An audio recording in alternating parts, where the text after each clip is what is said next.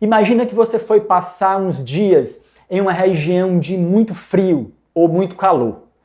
No frio, a nossa temperatura, ela naturalmente vai diminuir alguns décimos. Já no calor muito forte, o nosso corpo vai aumentar em alguns décimos a nossa temperatura. Mas tudo isso dentro da normalidade. O corpo ele consegue fazer esses pequenos ajustes na temperatura e seguir saudável dentro de certos limites. Ele compensa naturalmente. Já com a nossa mente, com o nosso psiquismo, não é bem assim. Não tem um filtro tão bem delimitado e muitas vezes os estímulos emocionais eles podem nos invadir como um tsunami.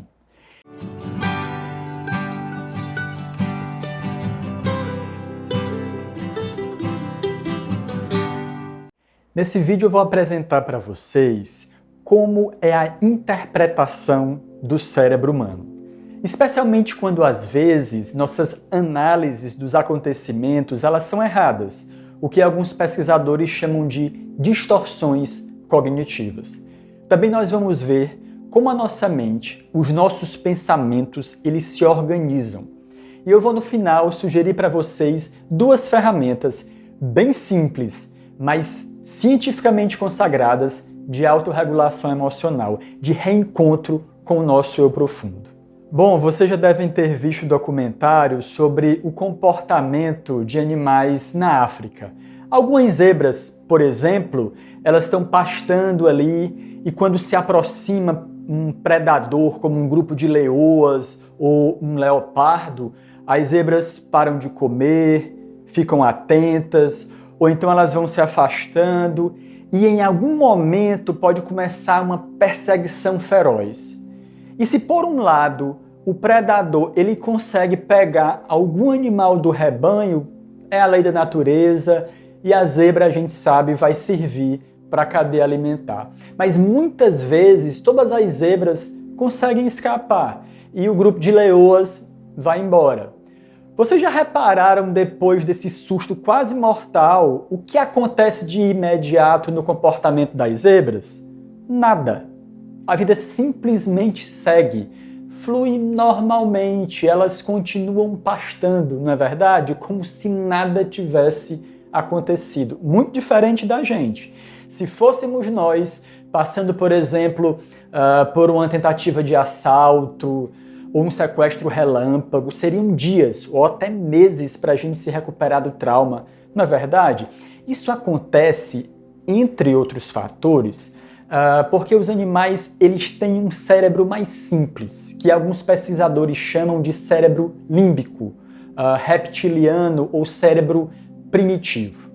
Já nós, seres humanos, nós temos, além desse cérebro primitivo, um grande neocórtex. E é nele que nós produzimos, que nós guardamos as nossas memórias aprendidas ao longo da vida, que estruturam as maneiras de nós interpretarmos e reagir à realidade, aos acontecimentos.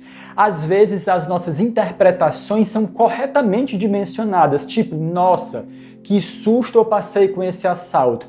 E aí você vai procurar os amigos e familiares para desabafar, chorar, descarregar a carga estressora que se acumulou. E isso é ótimo, é fundamental para a nossa reorganização psíquica, dar vazão às emoções internas, intensas que nos invadiram. Mas é muito comum as nossas reações serem ou muito contidas, tentando esconder sentimentos, mostrar que somos uma pessoa mais forte que a realidade, ou termos reações muito exageradas, supradimensionadas. Por exemplo, você fantasia mentalmente um evento que já passou, sofrendo com o medo de que ele possa se repetir. Eu poderia ter sido assassinado, o que aconteceria com meu filho se eu morresse? Que lugares e horários eu posso sair agora? Vou mandar blindar meu carro? Outras situações. Você, por exemplo, foi abandonado por sua companheira ou companheiro e fica muito inseguro, insegura, com tanto medo que se repita essa situação nos próximos relacionamentos, que isso pode atrapalhar a naturalidade das próximas relações. E por aí vai, não tem limite se você se entrega as possibilidades negativas que surgem na mente. Essas reações desproporcionais são muito comuns em várias situações e elas são chamadas por muitos pesquisadores de distorções cognitivas. Uma das mais comuns é a catastrofização, quando nós aumentamos desproporcionalmente a possibilidade real de um acontecimento e imaginamos que a gente não vai dar conta se esse evento indesejado de fato acontecer. Isso mostra que a nossa inteligência, a nossa racionalidade humana, ela muitas vezes não dá conta de processar adequadamente as várias reações impactantes da vida. E em consequência disso, nós tomamos decisões que são inapropriadas, igualmente exageradas e desproporcionais. Isso acontece porque a autorregulação do nosso corpo físico, fisiológico, é diferente da mente.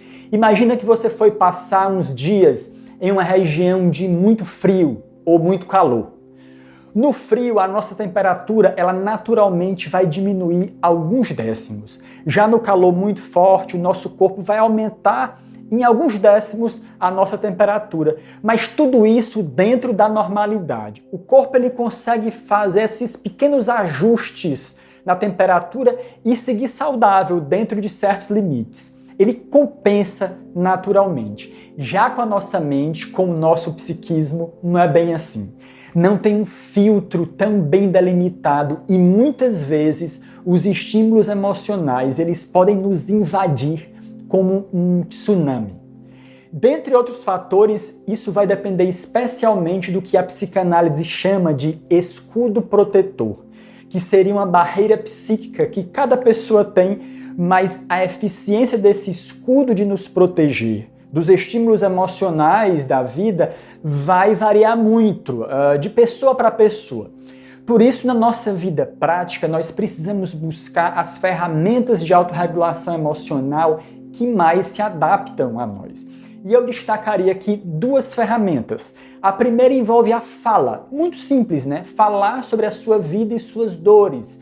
Falar para amigos e amigas, pessoas receptivas e de confiança. Ou se você puder, procura psicoterapeutas especializados. Na psicanálise, por exemplo, a fala é um instrumento fundamental de acesso ao nosso inconsciente. E é o inconsciente que guarda alguns padrões de interpretação e atuação no mundo que eu não consigo ver sozinho e que acabam guiando a minha vida sem eu perceber.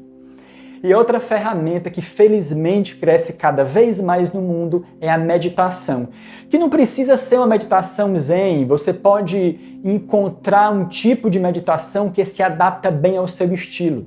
Porque com a prática regular de algum dos vários tipos de meditação que existem, gradualmente a gente vai entender que nós somos diferentes da nossa mente, dos nossos pensamentos. Que nós não precisamos que os pequenos ou grandes traumas e desejos da vida nos invadam com tanta intensidade e passem a dirigir, tomar conta das nossas próximas atitudes, da nossa vida como um todo. A meditação, ela nos ajuda a relembrar a posição de observador dos nossos sentimentos, sem eu precisar mergulhar neles. Existem muitas outras ferramentas. Se você quiser, pesquise e escolha outras, para você desenvolver, que combinem com você, com o seu projeto pessoal de reencontro, de crescimento. Então, compartilhando nossas emoções presas através da fala e praticando algum tipo consagrado de meditação, a gente vai aumentar a resistência do nosso escudo protetor emocional. E assim nós vamos sentir e liberar as emoções mais facilmente e regular melhor as experiências que nós vivemos ao longo da vida. Talvez um dia, quem sabe, com a leveza, com a facilidade que os animais, que as zebras conseguem fazer na natureza.